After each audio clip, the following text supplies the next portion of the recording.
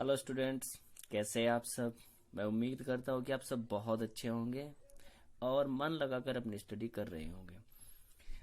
आपकी स्टडी को ध्यान में रखते हुए ही, आपके ज्ञान को ध्यान में रखते हुए मैं वीडियो बना रहा हूँ जो कि रूट वर्ड पर है।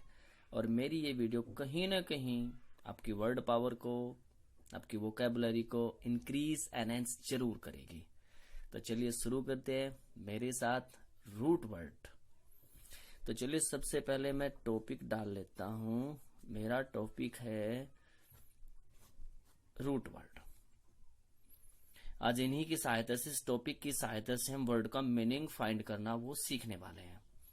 तो इसके लिए मैं सबसे पहले लिख लेता हूं रूट, सेकंड नंबर पर लिख लेता हूं वर्ड और तीसरे नंबर पर मैं लिख लेता हूं मीनिंग।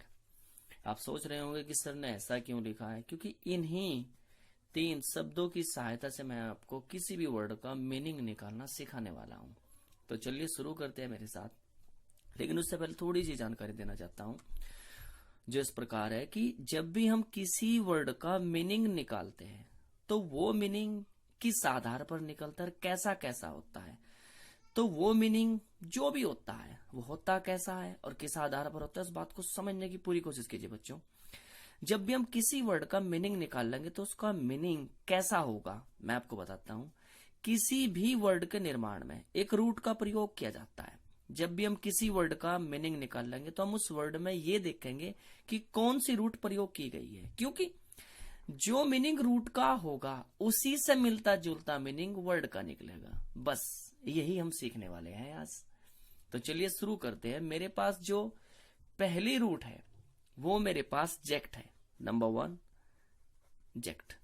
जेक्ट का मीनिंग हमारे पास जो है वो टू थ्रो है। तो इसका अर्थ ये हुआ कि जेक्ट रूट की हेल्प से जो वर्ड बनेगा उस वर्ड का मीनिंग टू थ्रो यानी कि फेंकने से ही रिलेटेड होगा। यही सीखना है आज आपको इस वीडियो में। तो चलिए शुरू करते हैं। पहला एग्जांपल कि जेक्ट जो हमारी रूट है उससे हमारा कौन सा वर्ड बनता है। तो हमारा जो वर्ड बनता है वो बनता है इजेक्ट। अब इजेक्ट का हमें मीनिंग नहीं पता किसी को भी, वही सीखने वाले हम इस वीडियो में हैं। लेकिन हमें ये जरूर पता है कि इजेक्ट में जेक्ट रूट का प्रयोग किया गया है और इसका मीनिंग टू थ्रो है। तो बस यहीं से वर्ड का मीनिंग निकलेगा। अब वर्ड का मीनिंग एग्जैक्टली क्या है वो हमें नहीं पता, लेकिन हमें इतना पता चल चुका है कि इजेक्ट का मीनिंग टू थ्रो फेंकने से ही रिलेटेड होगा। अब इसका क्लियरली एग्जैक्टली मीनिंग क्या है मैं आपको बता देता हूं। इसका जो एग्जैक्टली मीनिंग है वो है टू थ्रो फेंकना।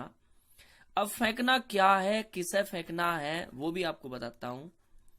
टू थ्रो समवन आउट या टू थ्रो समथिंग आउट। कहने का अर्थ यह हुआ टू थ्रो फेंकना समवन आउट, किसी व्यक्ति को बाहर फेंकना। टू थ्रो समथिंग आउट, किसी वस्तु को बाहर फेंकना। बाहर फेंकने से मतलब बाहर निकालना भी होता है। तो अब आपने देखा क्या कि मेरे पास एक रूट थी जेक्ट जिसका मीनिंग है टू थ्रो फेंकना।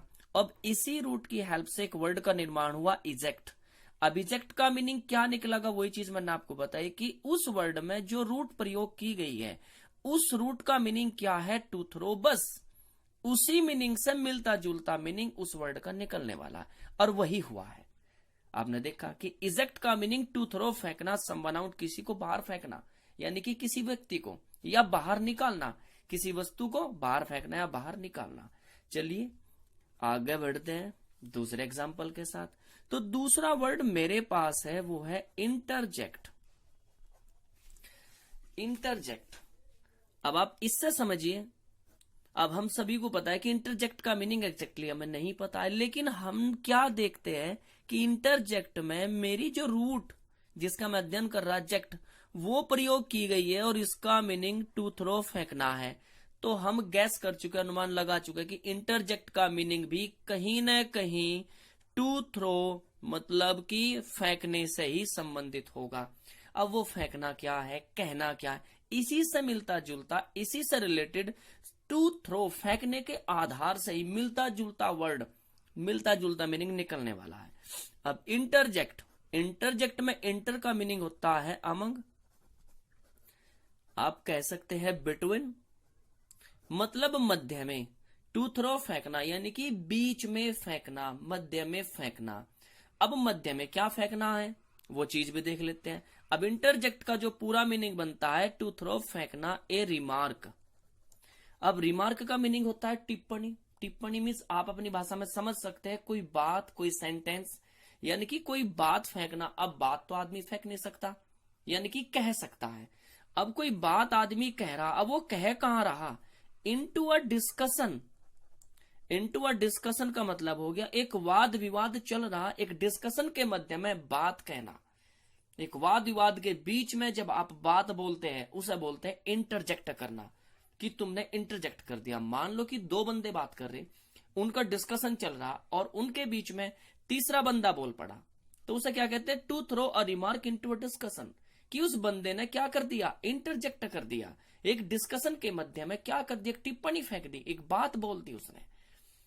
तो मेरे बच्चों, मैं आपको यही समझाने की कोशिश कर रहा कि रूट वर्ड की सहायता से आप किसी भी वर्ड का मीनिंग फाइंड कर सकते हैं। उसी से मिलता जुलता वर्ड होता है, किससे, रूट से। किसी भी वर्ड का जो मीनिंग होता है, किसी भी वर्ड का जो मीनिंग होता है वो उसी रूट से मिलता जुलता होता है जो रूट उस वर्ड में प्रयोग की गई है। उम्मीद करता हूं कि आप सब समझ पा रहे होंगे। तो चलिए तीसरे एग्जाम्पल के माध्यम से मैं आपको समझाने की कोशिश करता हूं। मेरे पास तीसरा वर्ड है प्रोजेक्ट। अब हम सब में से किसी को नहीं पता कि इसका मीनिंग क्या है, लेकिन हमने देखा कि प्रोजेक्ट में भी जिस रूट का मैं अध्ययन कर रहा जेक्ट का, वही रूट प्रोजेक्ट में प्रयोग की गई है। तो मैं अनुमान लगा लिया क्या, कि इसका मीनिंग भी कहीं ना कहीं टू थ्रो फेंकने से ही रिलेटेड होगा। अब वो एग्जैक्टली मीनिंग क्या है वो बाद की बात है, इतना तो हम गैस कर ही चुके हैं कि इस वर्ड का मीनिंग टू थ्रो फेंकने से ही रिलेटेड होगा। क्लियर होगी बच्चों बात? अब आगे सुनिए। अब प्रोजेक्ट का मीनिंग टू थ्रो फेंकने से रिलेटेड है। अब इसका एग्जैक्टली मीनिंग क्या है वो बाद की बात है, वो भी अब आपको बताता हूं। अब इसका मीनिंग हमें ये तो पता चल ही गया है कि टू थ्रो फेंकने से रिलेटेड। अब फेंकना क्या है, अब इसका जो मीनिंग बनता है वो बनता है टू थ्रो समथिंग, यानी कि कोई वस्तु फेंकना, कोई चीज फेंकना। तो मेरे बच्चों, जो मैं आपको समझाने की कोशिश कर रहा, उम्मीद है आप वो समझ पा रहे होंगे। उम्मीद है आप वो सब समझ पा रहे होंगे। मैं आपको समझाने की कोशिश कर रहा कि हमारे पास कोई वर्ड है और कैसी कंडीशन में ये काम आने वाली है वीडियो। हम सभी टेक्स्ट पढ़ते हैं इंग्लिश का, हम सभी पैराग्राफ पढ़ते हैं, तो उस पैराग्राफ में, उस टेक्स्ट में कोई डिफिकल्ट वर्ड होता है जिसका मीनिंग हमें नहीं पता होता। तो ये वीडियो आपकी हेल्प करने वाली है, आपके लिए बहुत हेल्पफुल होने वाली है। यदि आपने इस वीडियो के माध्यम से मेरे साथ रूट्स की जानकारी कर ली और उनके मीनिंग लर्न कर लिए, और मेरे साथ कैसे रूट्स की हेल्प से वर्ड का मीनिंग निकलता है, यदि आपने ये सब सीख लिया, तो मैं उम्मीद करता हूं बच्चों कि आपकी वर्ड पावर बहुत स्ट्रांग होगी, वो कहीं ना कहीं एनहेंस हो चुकी होगी। और मैं उम्मीद करता हूं कि आप इस वीडियो में समझाई गई रूट्स को समझ पा रहे होंगे। तो मेरे पास जो सेकंड रूट है वो है मेरे पास लैब। अब लैब का मीनिंग क्या है, लैब का मीनिंग टू वर्क, काम करना है मेरे बच्चों। लैब का जो मीनिंग है मेरे बच्चों वो टू वर्क यानी कि काम करना है। तो अब मुझे समझ आ रहा कि इस लैब से, इस रूट से जो वर्ड बनेगा उस वर्ड का मीनिंग कहीं ना कहीं काम करने से रिलेटेड होगा। इस बात को अच्छी तरीके से समझ लो बच्चों। अब इसी रूट की हेल्प से मैं एक वर्ड का निर्माण करता हूं। एक वर्ड हम ले लेते हैं, हमारे पास एक वर्ड है कोलैबोरेट। अब कोलैबोरेट का मीनिंग क्या है एग्जैक्टली हमें नहीं पता है, लेकिन हमने देखा कि इस वर्ड के अंदर हमारी जो रूट है लैब, उसका प्रयोग किया गया है। तो ये बात हमने मान ली कि इसका मीनिंग कहीं ना कहीं टू वर्क, काम करने से रिलेटेड होगा बच्चों। तो कोलैबोरेट का मीनिंग आपने देखा या आप समझ पा रहे कि कितना इजी हो गया है निकालना रूट वर्ड की हेल्प से। तो मेरे बच्चों मेरे साथ बने रहो, उम्मीद करता हूं आपकी बहुत हेल्प होगी और आपकी बहुत एक बड़ी जो प्रॉब्लम होती है वो कैब को याद करने की, मीनिंग को याद करने की, वो कहीं ना कहीं सॉल्व हो रही होगी। तो मेरे साथ बने रहो। तो कोलैबोरेट का मीनिंग हमने ये मान लिया कि कहीं ना कहीं गैस कर लिया कि टू वर्क काम करने से रिलेटेड है। अब इसका एग्जैक्टली मीनिंग आप समझो। तो कोलैबोरेट का मीनिंग जो निकला वो निकला टू वर्क काम करना विद ए पर्सन, एक पर्सन के साथ। यानी कि अब देखो, इसका मीनिंग काम करना तो निकला, वो निकलो कैसे भी, विद ए पर्सन, एक आदमी के साथ, या किसी कारखाने में काम करना इसका मीनिंग होता, किसी कंपनी में, लेकिन है तो वही काम करने से ही तो रिलेटेड है।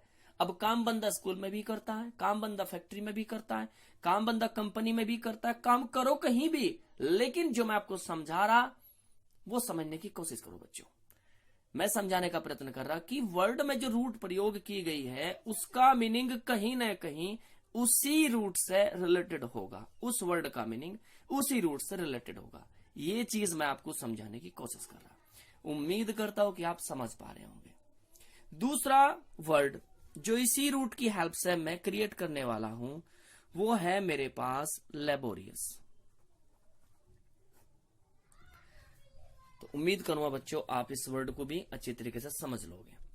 अब लेबोरियस का मीनिंग भी बच्चों क्या हम सबके लिए अननोन है, स्ट्रेंज है, लेकिन हमने क्या देखा कि इस वर्ड में भी लैब का प्रयोग किया गया जो मेरी रूट है, और इसका मीनिंग टू वर्क काम करना है। तो मुझे ये चीज समझ आ रही कि लेबोरियस का मीनिंग जो भी होगा वो काम करने से रिलेटेड होगा, या काम करने के आधार पर, काम करने के आधार पर इसका मीनिंग बनाया गया होगा। तो लेबोरियस, लेबोरियस जो कि एक एडजेक्टिव है, एडजेक्टिव का मीनिंग कहीं ना कहीं क्वालिटी बताने वाला होता है। तो लेबोरियस, अब लैब का मीनिंग तो हमने समझ लिया कि इसका मीनिंग काम करना। अब काम करने वाला, अब काम करने वाला कौन होता है? मेहनती, आप कह सकते हैं हार्ड वर्किंग। तो मेरे कहने का अर्थ बच्चों ये है कि लेबोरियस का मीनिंग हमें नहीं पता था, लेकिन इस वर्ड में जो हमारी रूट लैब प्रयोग की गई है उसी के आधार पर हमने इसका मीनिंग गैस किया।